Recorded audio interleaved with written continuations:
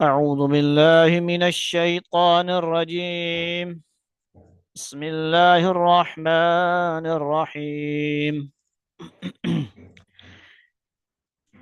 يسألونك عن الأهلة قل هي مواقيت للناس والحج وليس البر بأن تأتوا البيوت من ظهورها ولكن البر من اتقى وأتوا البيوت من أبوابها واتقوا الله لعلكم تفلحون.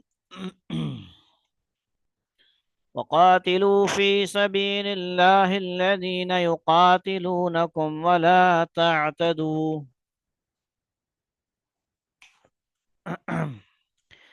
إن الله لا يحب المعتدين. واقتلوهم حيث ثقفتموهم وأخرجوهم من حيث أخرجوكم والفتنة أشد من القتل ولا تقاتلوهم عند المسجد الحرام حتى يقاتلوكم فيه فإن قاتلوكم فاقتلوهم كذلك جزاء الكافرين فإن انتهوا فإن الله غفور رحيم.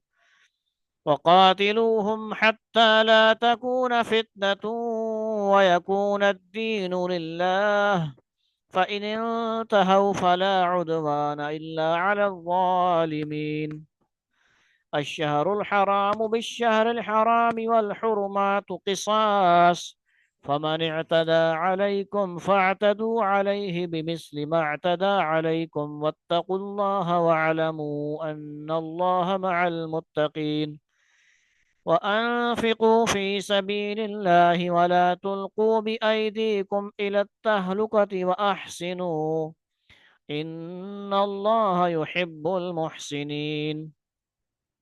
وأتموا الحج والعمرة لله فإن أحصرتم فما استيسر من الهدي ولا تحلقوا رؤوسكم حتى يبلغ الهدي محله فمن كان منكم مريضا أو به أذى من رأسه ففدية من صيام أو صدقة أو نسك فإذا أمنتم فمن تمتع بالعمرة إلى الحج فما استيسر من الهدي فمن لم يجد فصيام 3 أيام في الحج و7 إذا رجعتم تلك 10 كاملة ذلك لمن لم يكن أهله حاضر المسجد الحرام واتقوا الله واعلموا أن الله شديد العقاب. صدق الله مولانا العظيم. آج 29 رمضان المبارک اتوار کا دن، ایک دن کے وقفے کے بعد ایک دن ہم نے پروگرام کیا تھا بزم، اس کے بعد ماشاءاللہ یہ ہمارا پروگرام جو ہے ترجمہ والا، تلاوت ترجمہ، آسان ترجمہ، اردو عربی مشترک ترجمہ ہم نے جو ہے تلاوت کیا ہے۔ رکوع نمبر 24، 196 آیات پر مشتمل، یعنی 196 آیتوں تک، 199 سے لے کر 189 سے لے کر 196 تک تلاوت کی گئی، اور ہم تھوڑا سا جلدی کریں گے، 11:30 تک کوشش کریں گے ترتیب اس کی ہم چلانے کی، کیونکہ پروگرام بھی ہے، آپ سب کو اس میں بھی شرکت کرنی ہے ذکر کے پروگرام میں۔ یسألونک عن الأہلہ، کیونکہ چاند سعودیہ میں آج عید ہے ماشاءاللہ، اور ہماری بھی اب امید کی جا سکتی ہے عید کل ہو یا نہ ہو، اسی حوالے سے یسألونک عن الأہلہ لوگ آپ سے نئے مہینوں کے چاند کے بارے میں پوچھتے ہیں۔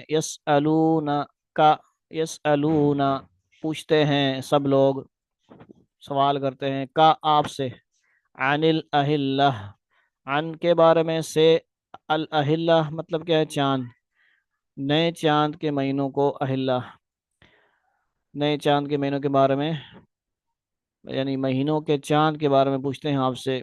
کیا فرمایا آپ؟ قل ہی مواقیت للناس والحج، آپ انہیں بتا دیجئے کہ یہ لوگوں کے مختلف معاملات کے اور حج کے اوقات متعین کرنے کے لیے ہیں۔ یعنی جتنے بھی معاملات ہیں زکوٰۃ کے، حج عمرہ کے، اللہ رب العزت نے یہاں بتا دیا، ان کی ترتیب چاند کے حساب سے ہوگی۔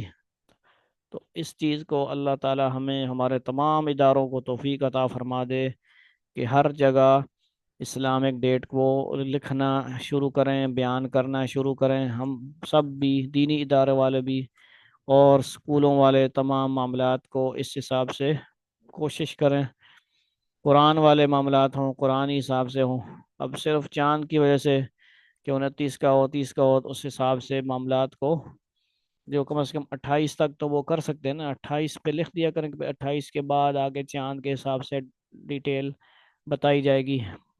تو بہرحال یہ ان کے اپنے معاملات ہیں، انہوں نے جناب چالیں چلی ہوئی ہیں، اپنے انگریزی حساب سے سارا سسٹم چلایا ہوا ہے۔ تو اللہ تعالیٰ کا قرآن اور آپ صلی اللہ علیہ وسلم سے کیا کہلوایا جا رہا ہے؟ آپ سے جو پوچھتے ہیں مہینوں کے چاند کے بارے میں، تو آپ انہیں بتا دیجئے کہ یہ لوگوں کے مختلف معاملات کے اور حج کے متعین کرنے کے لیے ہیں۔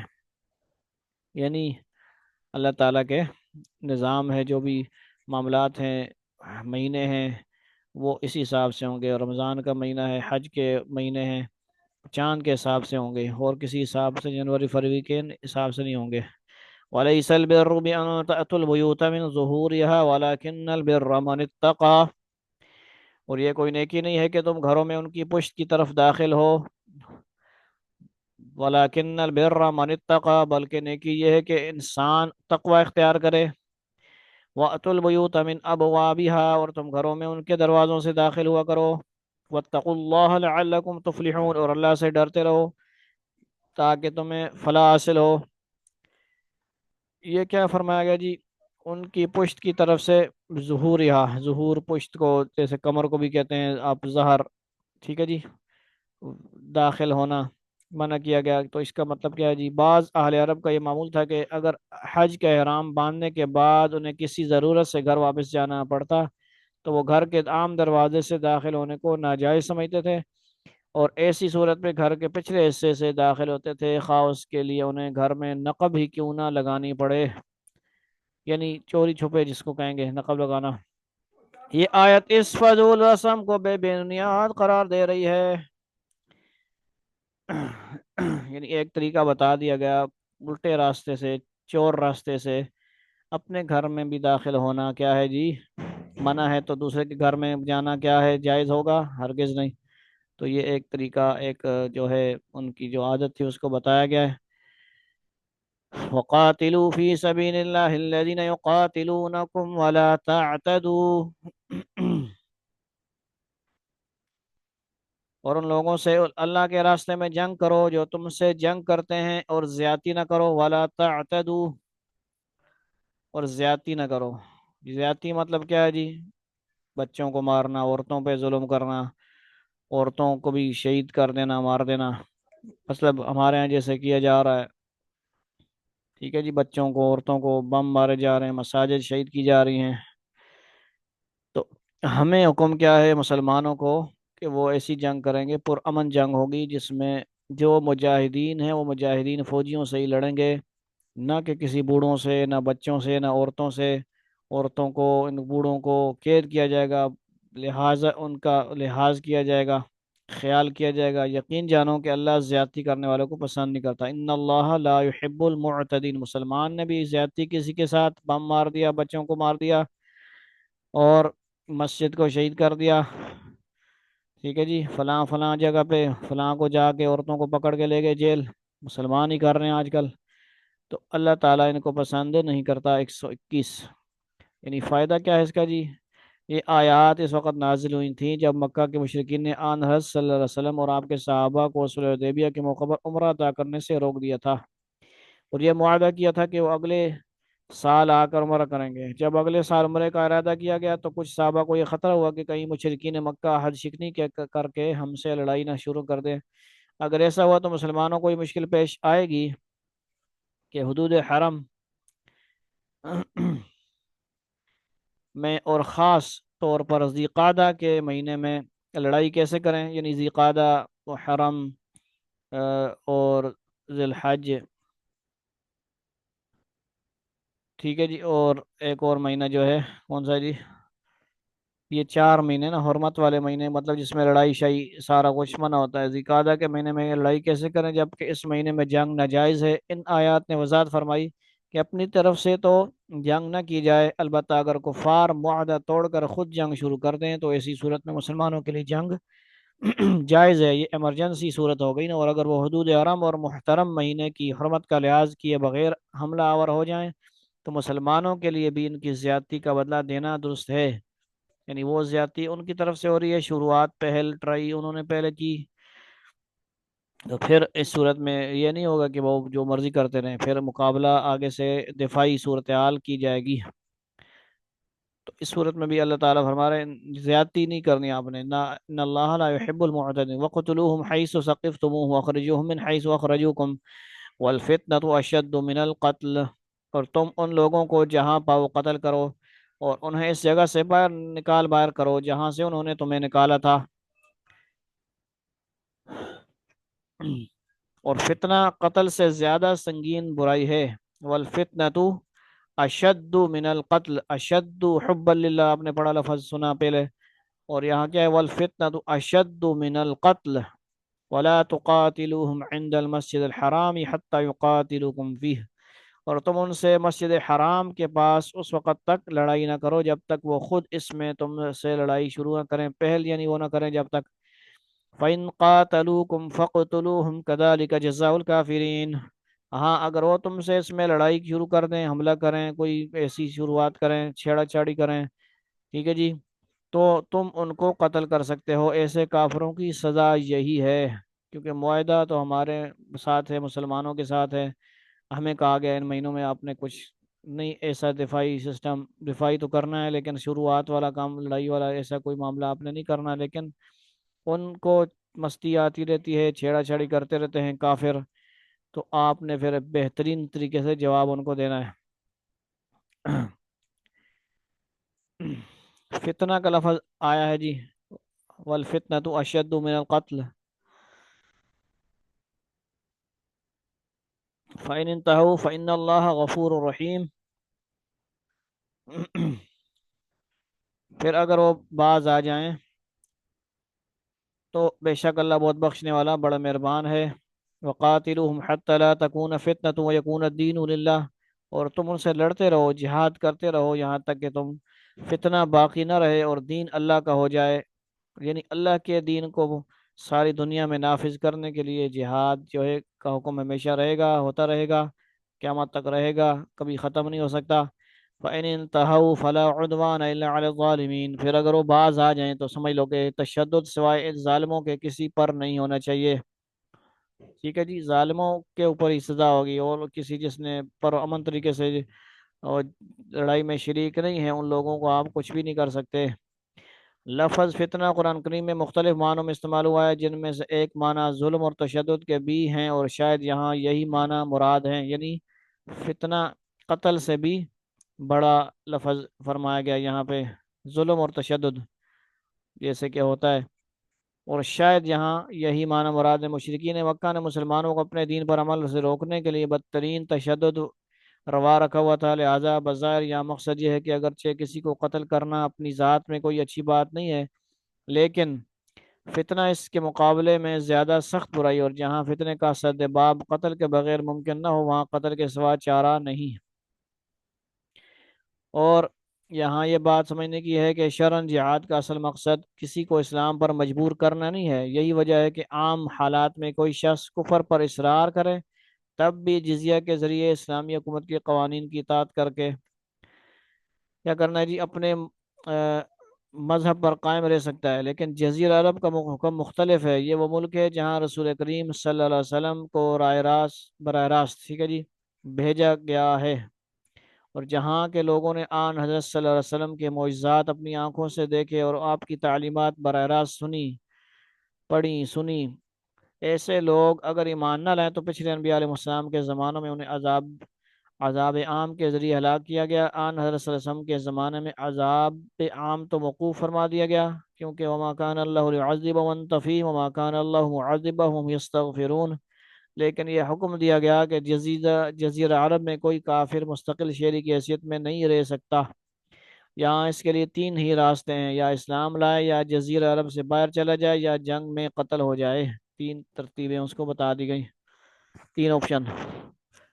ٹھیک ہو گیا جی، فتنہ کی بات سمجھ لیا آپ نے۔ شرن جہاد کا بھی مقصد سمجھ آ گیا کہ کسی کو زبردستی مسلمان کرنے کا کہیں پہ بھی نہیں ہے، اس کو دلائل دیے جائیں گے، فضائل سنائے جائیں گے، حقانیت بتائی جائے گی، لیکن وہ اپنی خوشی سے، جس طرح کے تمام ہمارے مبلغین وغیرہ ان کو جب اسلام قبول کرتے ہیں تو وہ اپنی خوشی سے اس کا اظہار کرتے ہیں، خود پڑھتے ہیں قرآن کو، کچھ کسی چیز سے متاثر ہوتے ہیں، تو کسی کو زبردستی نہیں کیا جاتا۔ الشہر الحرام و بشہر الحرام والحرمات قصاص، حرمت والے مہینے کا بدلہ حرمت والا مہینہ ہے، اور حرمتوں پر بھی بدلے کے احکام جاری ہوتے ہیں۔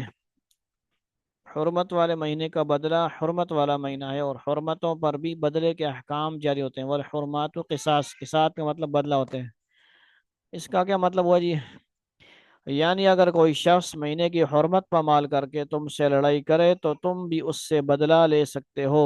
والحرمات قصاص، جیسے کہ پیچھے بھی بیان ہوا، فمن اعتدى علیکم فاعتدوا علیہ بمثل ما اعتدى علیکم واتقوا اللہ واعلموا ان اللہ مع المتقین۔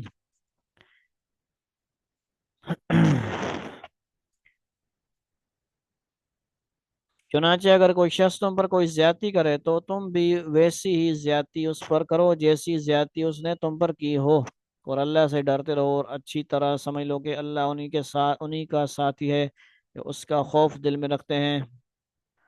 مع المتقین۔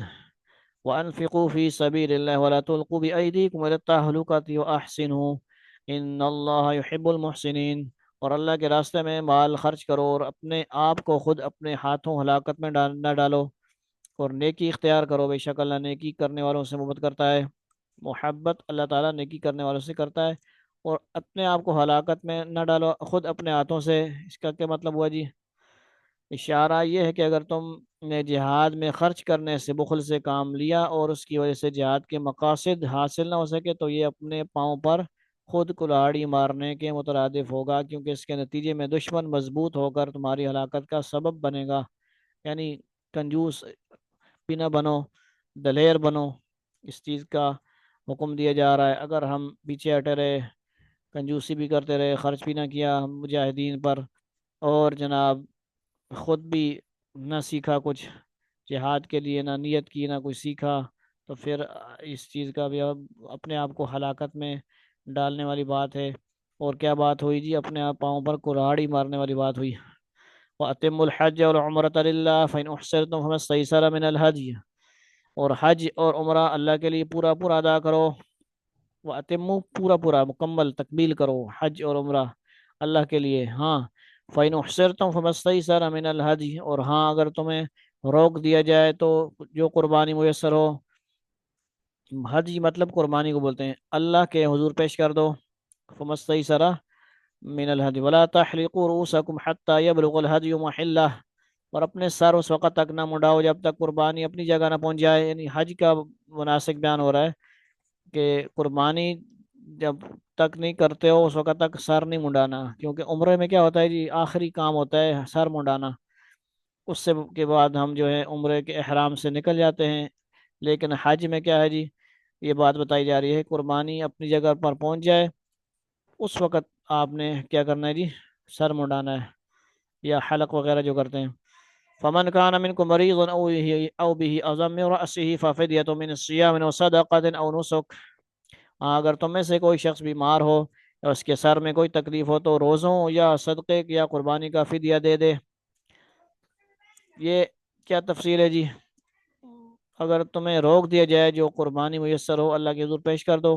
مطلب یہ ہے اس کے جب کوئی شخص حج یا عمرے کا احرام باندھ لے تو جب تک حج یا عمرے کے اعمال پورے نہ ہو جائیں احرام کھولنا جائز نہیں۔ البتہ کسی کو ایسی مجبوری پیش آ سکتی ہے کہ احرام باندھنے کے وقت بعد مکہ مکرمہ تک پہنچنا ممکن ہی نہ رہے، چنانچہ خود آن حضرت صلی اللہ علیہ وسلم کو یہ صورت پیش آئی کہ آپ اور آپ کے صحابہ عمرے کا احرام باندھ کر روانہ ہوئے، لیکن جب حدیبیہ کے مقام پر پہنچے تو مشرکین مکہ نے آگے بڑھنے سے روک دیا۔ اسی موقع پر یہ آیات نازل ہوئیں اور ان میں ایسی صورتحال کا یہ حل بتایا گیا کہ ایسی صورت میں قربانی کر کے احرام کھولا جا سکتا ہے، یعنی ایمرجنسی پیش آ گئی نا یار، ہر کسی کے ساتھ نہیں ہوگا اس طرح۔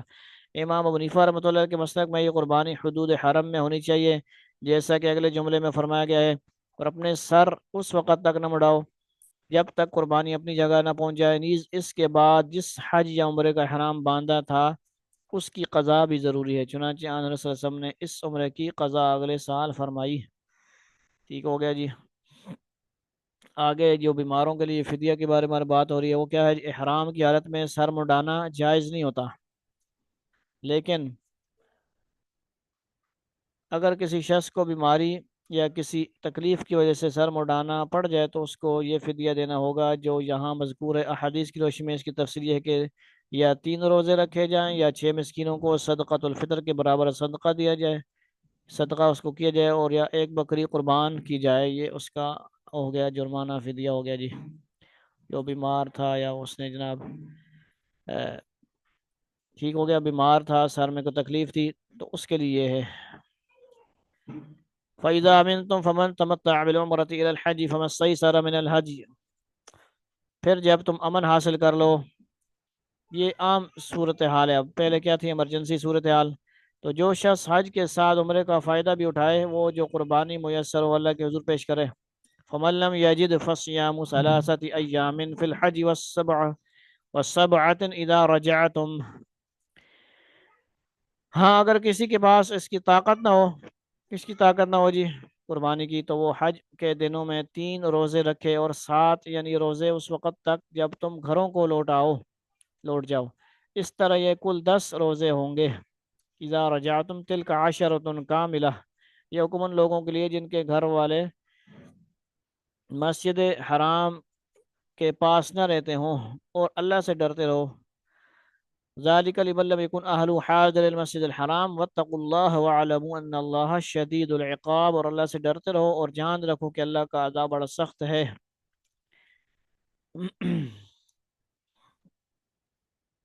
اس میں کیا ڈیٹیل ہو گئی جی؟ یعنی روزوں کی ترتیب ہو گئی۔ اوپر اس صورت میں قربانی کا حکم بیان ہوا تھا جب کسی شخص کو دشمن نے روک دیا ہو۔ اب یہ بتایا جا رہا ہے کہ قربانی امن کے عام حالات میں بھی واجب ہو سکتی ہے، جب کوئی شخص حج کے ساتھ عمرہ بھی جمع کرے، یعنی قران حج قران یا تمتع کا احرام باندھے۔ اگر صرف حج کا احرام باندھا ہو جسے افراد کہتے ہیں تو قربانی واجب نہیں ہے۔ البتہ اگر کوئی شخص قران یا تمتع کے باوجود قربانی کی استطاعت نہ رکھتا ہو تو وہ قربانی کے بدلے 10 روزے رکھ سکتا ہے، جن میں سے 3 روزے عرفہ کے دن یعنی 9 ذی الحجہ تک پورے ہو جانے چاہیے، اور 7 روزے حج سے فارغ ہونے کے بعد رکھنے ہوں گے۔ یہ اس کی تفصیل ہو گئی۔ اور کیا ہے جی؟ یہ حکم ان لوگوں کے لیے جن کے گھر والے مسجد حرام کے پاس نہ رہتے ہوں۔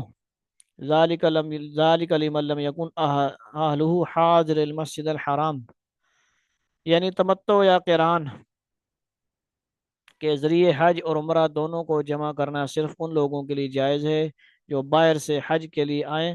جو لوگ حدود حرم یا حنفی مسلک کے مطابق حدود میقات میں رہتے ہوں وہ صرف افراد کر سکتے ہیں، تمتع یا قران نہیں کر سکتے۔ یہ بہت ساری تفصیلات ہیں، یہ موقع بموقع پوچھتے رہا کریں علماء کرام سے۔ حج والے ممبر جو حج پہ جاتے ہیں وہ باقاعدہ اس کی جو ہے وہ دی جاتی ہے، ٹریننگ دی جاتی ہے، ماشاءاللہ مفتی صاحب بھی دیتے ہیں اٹک میں، مختلف جگہوں پہ بھی ہوتی ہے، عمرہ کی ٹریننگ ہوتی ہے، حج کی ہوتی ہے۔ تو یہ موٹا موٹا اس میں احکامات بیان ہوئے۔ آج تقریباً حج عمرے کے بھی کچھ بیانات ہوئے، جہاد کی بات ہوئی، اور جو ہے احکامات کی بات ہوئی۔